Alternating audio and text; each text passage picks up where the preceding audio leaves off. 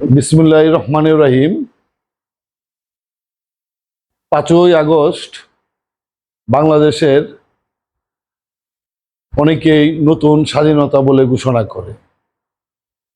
এই নতুন স্বাধীনতায় ছাত্র জনতার একাংশ যারা শহীদ হয়েছে, মৃত্যুবরণ করেছে, তাদের আত্মার প্রতি শান্তি কামনা করছি। আর যারা এখন পর্যন্ত হাসপাতালে আহত হয়ে শুয়ে আছে, তাদের দ্রুত সুস্থতা কামনা করছি। রাজনীতি এমন একটি বিষয়, যেই বিষয়টি পৃথিবীর যেই প্রান্তেই আমরা থাকি না কেন, রাজনীতির প্রভাব আমাদের উপর পড়বেই। আমরা রাজনৈতিক প্রভাব থেকে কখনো মুক্ত থাকতে পারি না এবং পারবও না, আমরা যতই চেষ্টা করি। তেমনি জুলাই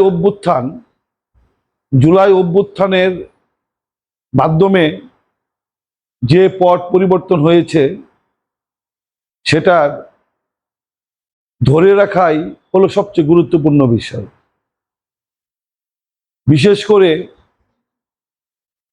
5ই আগস্টে দীর্ঘ দানবীয়, একদলীয়, একতান্ত্রিক, এক ব্যক্তিকেন্দ্রিক যে শাসনের অবসান হলো এবং সেই দানবীয় শাসক শেখ হাসিনা পলায়ন করতে বাধ্য হলো, সেই পরিপ্রেক্ষিতে সারা বাংলাদেশে যে নতুন স্বাধীনতার স্বাদ মানুষ ভোগ করছে, তা দীর্ঘমেয়াদী করার জন্য যে অন্তর্বর্তীকালীন সরকার গঠন করেছে, তাদের অ্যাক্টিভিটিজের উপর অনেক কিছুই নির্ভর করছে। 8ই আগস্ট ডক্টর ইউনূস অন্তর্বর্তীকালীন সরকারের দায়িত্ব নেওয়ার পর থেকে আজ অবধি বাংলাদেশের সময়টা অত্যন্ত ক্রান্তিলগ্ন, দুর্ঘটনাজনক এবং অঘটনের সময় যাচ্ছে। 5ই আগস্টের প্রথমেই দেখা গেল পুলিশ বাহিনীদের বিরুদ্ধে একটা বিদ্রোহ, এবং 3 দিন পুলিশ বাহিনী বলতে বাংলাদেশে কিছুই ছিল না। তার বিপরীতে সারা বাংলাদেশে ছাত্র জনতা এবং সেনাবাহিনী মিলে অতন্দ্র প্রহরীর মতো এই বাংলাদেশটাকে তারা নিবিচ্ছিন্নভাবে পাহারা দিয়েছে, যার পরিপ্রেক্ষিতে স্বাভাবিক সময়ের চেয়ে চুরি ডাকাতি অনেকটাই কম হয়েছে।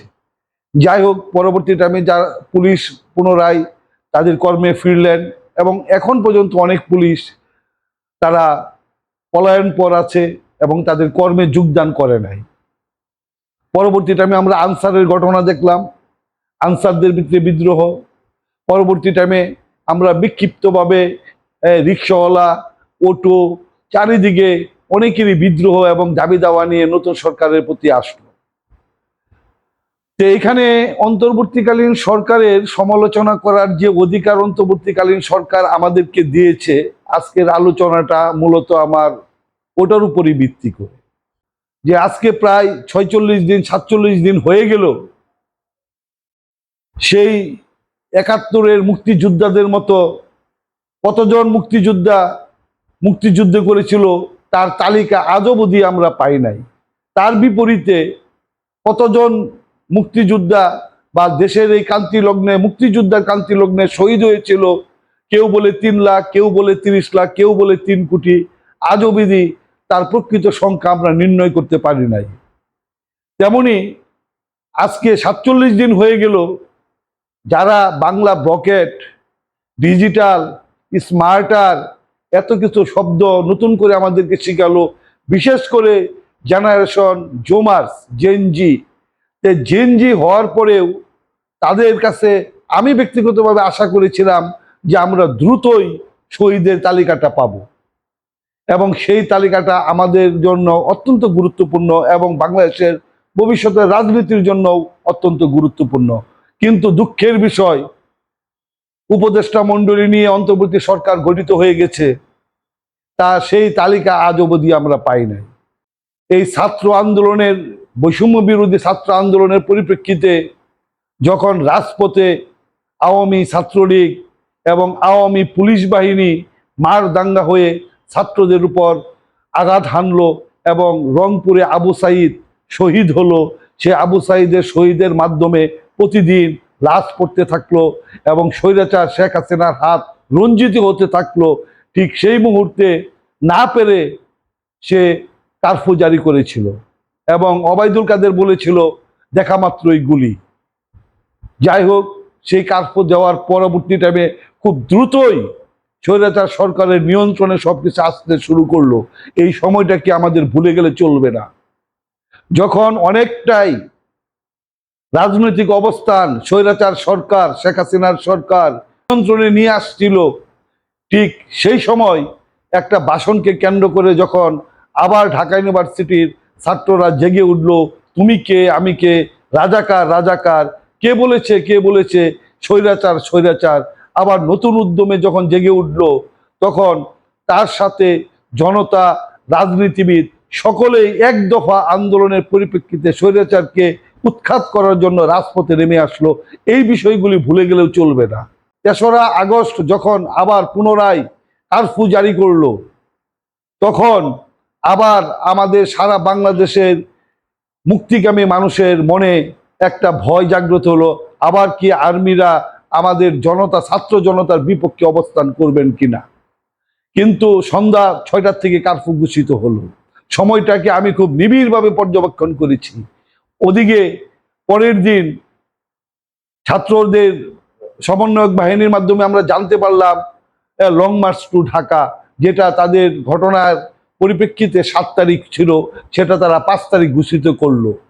যত সময় গণিয়ে আসলো আতঙ্ক বাড়তে থাকলো, কিন্তু আমরা দেখলাম সন্ধ্যার সাথে সাথেই সেনাবাহিনী কারফিউর জন্য রাস্তায় নেমেছে, কিন্তু তারা ছাত্র এবং জনতার বিপক্ষে অবস্থান করে নাই এবং করে নাই বিদায়ী ৫ তারিখ, ৫ই আগস্ট সেই কাঙ্ক্ষিত সময়টা খুব দ্রুততার সাথে আমাদের জনতা এবং ছাত্র জনতার হাতে চলে আসলো।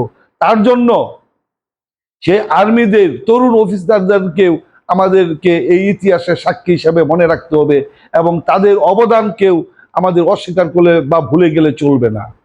যাই হোক, পরবর্তী টাইমে এই ধারাবাহিকতাতে বর্তমান সময়ে সর্বশেষ ঢাকাতে একজন ছাত্রের উপরে নির্যাতন করে মৃত্যু, পরবর্তী টাইমে জাহাঙ্গীর বিশ্ববিদ্যালয়েও একজন মানুষকে মৃত্যুর স্বাদ নিতে হলো গণপিটুনিতে। তেমনি পাহাড়ে এক মোটরসাইকেলকে পুরানো কেন্দ্র করে বাঙালি এবং পাহাড়ি ভাই বোনেদের দোকান পুরানো সহ একটি বিশৃঙ্খলা পরিস্থিতির সৃষ্টি হলো। এই সব কিছুর ব্যর্থতার জন্য আমি মনে করি যে অন্তর্বর্তীকালীনের সঠিক সিদ্ধান্তের অভাব।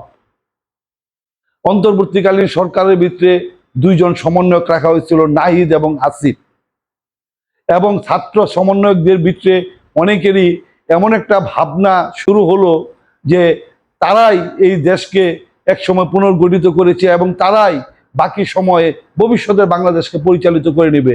কিন্তু তাদের উদ্দেশ্যে আমি খুব বিনয়ের সাথে বলতে চাই, ছাত্র রাজনীতি এবং আন্দোলনের মাধ্যমে একটা সরকার পতন আর দীর্ঘদিনের জন্য দেশ চালানো এক বিষয় নয়। এবং এই অন্তর্বর্তীকালীন সরকারকে সাহায্য করার জন্য ছাত্র জনতার আরো ব্যাপক ভূমিকা নেওয়া উচিত এবং নিতে হবে।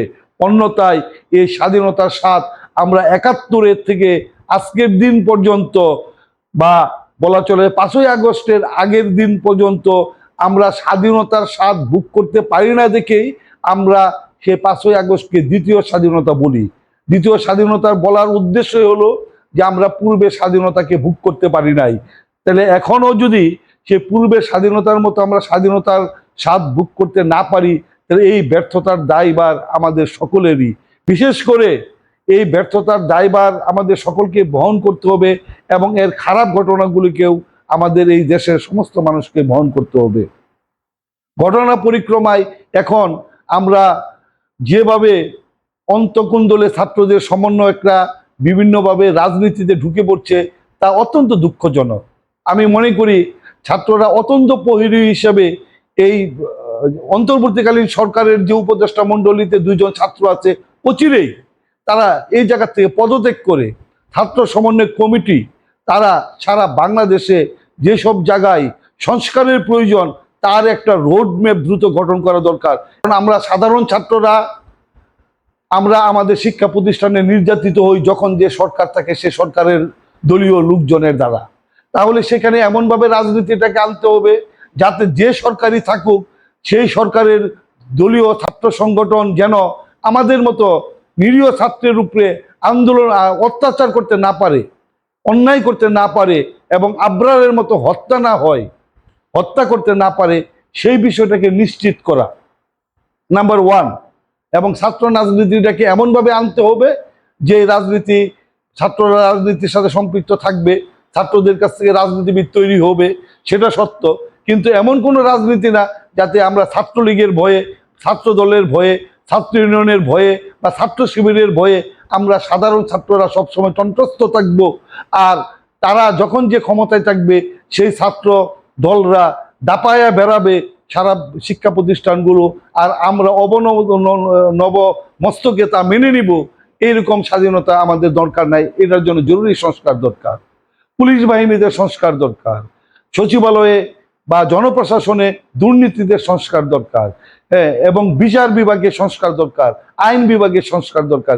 এই বিভাগীয় সংস্কারগুলি হলেই আমাদের বাংলাদেশে আপাতত পরবর্তী টাইমে একটা সুষ্ঠু নির্বাচনের মাধ্যমে নতুন সরকার আসতে পারে। অথবা এই অন্তর্বর্তীকালীন সরকার যে ছাত্রদের উপর এতটা ডিপেন্ড বা নির্ভর না করে তার উচিত বর্তমান চলমান যে রাজনৈতিক দলগুলি আছে সেই দলগুলির সাথে একটি জাতীয় সরকার গঠন করে সংস্কারের বিষয়ে নিজেরা পারস্পরিক আলোচনা করে সেই পরিপ্রেক্ষিতে কি সংস্কার করলে, কিভাবে সংস্কার করলে দেশের জন্য দেশের মানুষের জন্য মঙ্গল হয়, সেই জিনিসটা তারা জাতীয় সরকার গঠন করেও দীর্ঘমেয়াদেও এই সরকারকে কন্টিনিউ করে নিতে পারে, চলমান করে নিতে পারে। আর আরেকটি অত্যন্ত দুঃখের সাথে আমি লক্ষ্য করলাম, এই অন্তর্বর্তীকালীন সরকারের আসার পরে সবাই কম বেশি তার তার দাবি, সেটা রিক্সাওয়ালা পর্যন্ত শ্রমিকরা পর্যন্ত দাবি জানিয়েছে, কিন্তু দুঃখের বিষয় আজ অবধি কৃষকের পক্ষে এমন কোনো লোক পেলাম না যারা কৃষকের অধিকার নিয়ে, কৃষকের সাধ্য সামর্থ্য নিয়ে, কৃষকরা যাতে তার কৃষির ফসলের সঠিক মূল্য পায় এবং সুন্দরভাবে বাজারজাত করতে পারে, তাদের যাতে দৈনন্দিন চলাফেরাতে উন্নতি হয়, এই কথাগুলো বলার মতো আজ অবধি একজন রাজনৈতিক নেতাও পেলাম না বা কৃষকদেরও কোনো নেতা আমরা পেলাম না। যা অথচ এই দেশে কৃষক এবং প্রবাসী রেমিটেন্স এই দুইটাই হলো মূল এই দেশের অর্থনৈতিক পরিচালনার জন্য মূল বিষয়।